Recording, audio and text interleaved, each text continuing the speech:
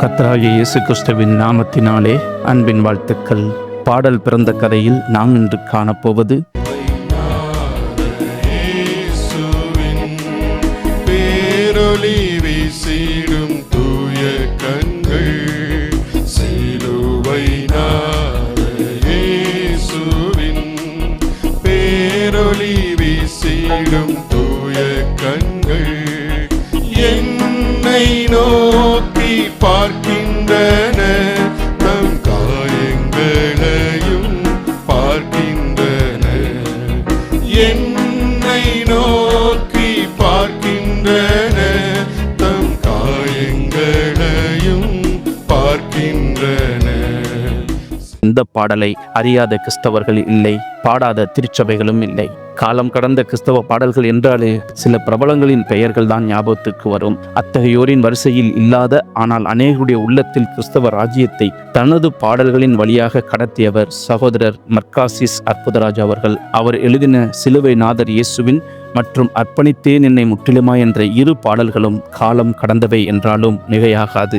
இந்த இரு பாடல்களையும் கிறிஸ்தவ உலகத்திற்கு அர்ப்பணிக்கும் போது அவர்கள் அருகில் இருந்தது தேவனுடைய கிருபையே.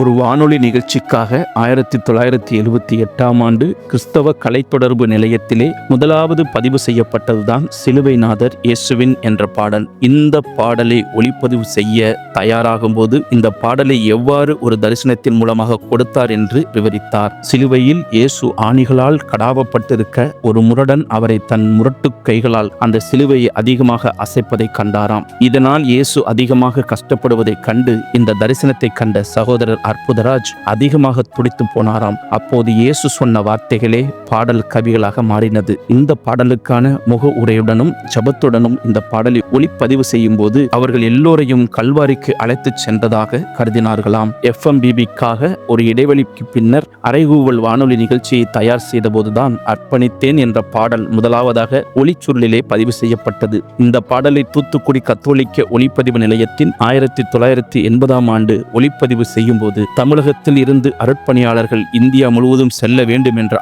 ஆவலுடன் தான் இந்த பாடல் எழுதப்பட்டது என்ற முகவுரையுடன் இந்த பாடலும் பதிவு செய்யப்பட்டது. அற்புதராஜ் ஐயாவின் பெருவாரியான பாடல்களுக்கு பின்னணி இசை அமைத்தது திரு விக்டர் தங்கதுரை அவர்கள் ஆவார்.